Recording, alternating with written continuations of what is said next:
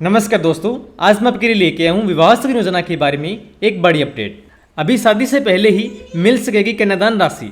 जी हाँ, अगर अभी आपने अपनी बेटी की शादी की है तो आपको शादी करने से 3 दिन पहले ही जो कन्यादान राशि मिलती है वह मिल जाएगी। पहले यह नियम था कि जो गरीब परिवार से हैं उनको अपनी बेटे की शादी के लिए जो कन्यादान राशि दी जाती थी वह शादी होने के बाद दी जाती थी, जिससे गरीबों को पूरा फायदा नहीं मिल पाता था, क्योंकि जो उनको सुविधा दी जाती थी वह उनको समय पर नहीं मिलती थी। जिसके चलते अभी सीएम साहब ने एक नया आवेदन शुरू कर दिया है, जिसमें बेटे की शादी करने से पहले भी कन्यादान राशि प्राप्त कर सकते हैं। तो जानते हैं कि क्या यह बड़ी योजना है, कौन कौन इसके लिए पात्र हैं, यानी किस किस को यह सुविधा दी जाएगी और इसके लिए आवेदन आप किस प्रकार से कर सकते हैं और क्या क्या आपके पास डॉक्यूमेंट होने चाहिए, इन सभी के बारे में अभी चर्चा करते हैं। तो आप वीडियो को पूरा वॉच करें। तो सबसे पहले तो मैं आपको यहाँ पे बता दूं कि जो गरीब परिवार से हैं और वो मजदूर मिस्त्री का कोई काम करते हैं और उनके पास जो मजदूरी कॉपी है बनी हुई है, सिर्फ उनको ही यह जो सुविधा है वह दी जाएगी। यानी जैसे कोई मजदूरी का काम करता है या मिस्त्री है, जैसे प्लम्बर है, कारपेंटर है या लकड़ी का काम करता है, कोई भी मिस्त्री है, उन सभी को भी यह सुविधा दी जाएगी। लेकिन इसके लिए उनके पास जो लेबर डिपार्टमेंट की तरफ से जो कॉपी बनती है वह होनी चाहिए। तो इसमें आप यहाँ पे देख सकते हैं, कन्यादान एवं शादी हेतु वित्तीय सहायता शादी के 3 दिन पूर्व रकम 75,000 रुपये। यहाँ पे 75,000 रुपये की जो रकम है वह शादी होने से 3 दिन पहले ही दी जानी है। यानी जो मजदूर है और उनकी लेबर डिपार्टमेंट की तरफ से कॉपी बनी हुई है और वह अपनी बेटी की शादी करता है तो उनको शादी के लिए जो कन्यादान राशि मिलती है वह शादी से 3 दिन पहले ही उनके खाते में भेज दी जाएगी और बाकी की जो राशि है वह शादी होने के बाद दी जाती है। और इसकी बाकी की जानकारी अभी आप यहाँ पे देख सकते हैं, जैसे इसमें नियम शर्तें क्या है और क्या क्या इसमें डॉक्यूमेंट अपलोड करने होंगे।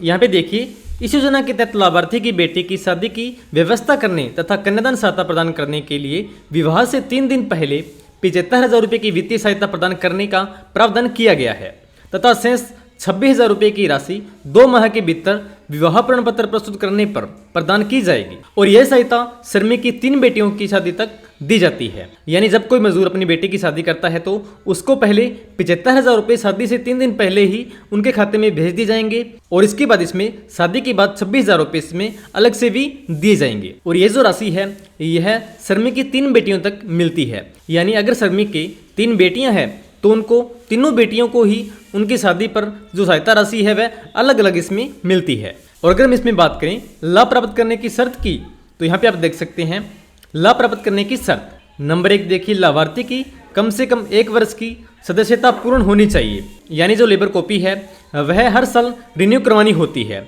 वह कॉपी रिन्यू होनी चाहिए।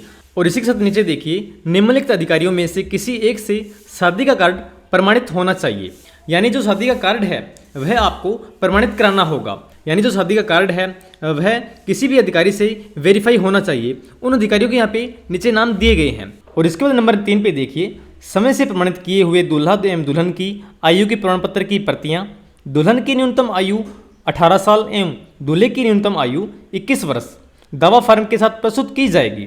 और यहाँ पे नंबर 4 देखिए, आवेदक वचन स्वतः घोषणा प्रस्तुत करेगा कि उसने यह सहायता किसी अन्य सरकारी विभाग, बोर्ड, निगम से प्राप्त नहीं की है और न ही करेगा।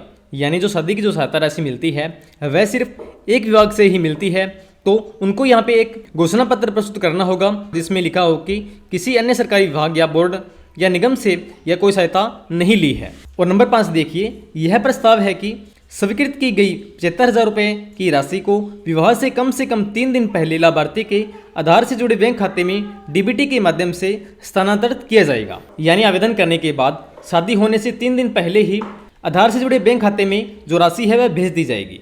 और यहाँ पे देखिए, और शेष 26,000 रुपये विवाह और विवाह प्रमाण पत्र अपलोड करने के बाद स्थानांतरित किया जाएगा। यानी इसमें जो बाकी के 26,000 रुपये मिलने हैं उसके लिए आपके पास मैरिज सर्टिफिकेट होना चाहिए।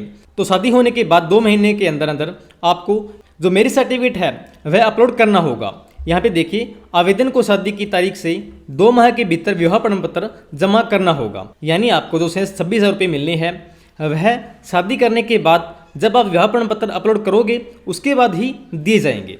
यहाँ पे आप देख सकते हैं, आवेदन को शादी की तारीख से 2 माह के भीतर विवाह प्रमाण पत्र जमा करना होगा। यानी शादी होने के बाद 2 महीने से पहले आपको मैरिज सर्टिफिकेट इसमें अपलोड करना होता है। विवाह प्रमाण पत्र अपलोड करने में विफल रहने पर योजना लाभ के लिए फर्जी, जाली या भ्रामक जानकारी देने पर बोर्ड पहले स्वीकृत की गई राशि यानी 75,000 रुपये की वसूली का हकदार होगा। यानी आपको 75,000 रुपये इसमें मिल जाते हैं और उसके बाद आप जो विवाह प्रमाण पत्र है वह अपलोड नहीं करवाते तो यह जो राशि है यह वापस भी ली जा सकती है। तो यहाँ पे आपको इस बात का ध्यान रखना है कि आपको शादी के बाद 2 महीने से पहले विवाह प्रमाण पत्र अपलोड करवाना होता है और साथ में इसमें आपको 26,000 रुपये भी अलग से मिल जाते हैं।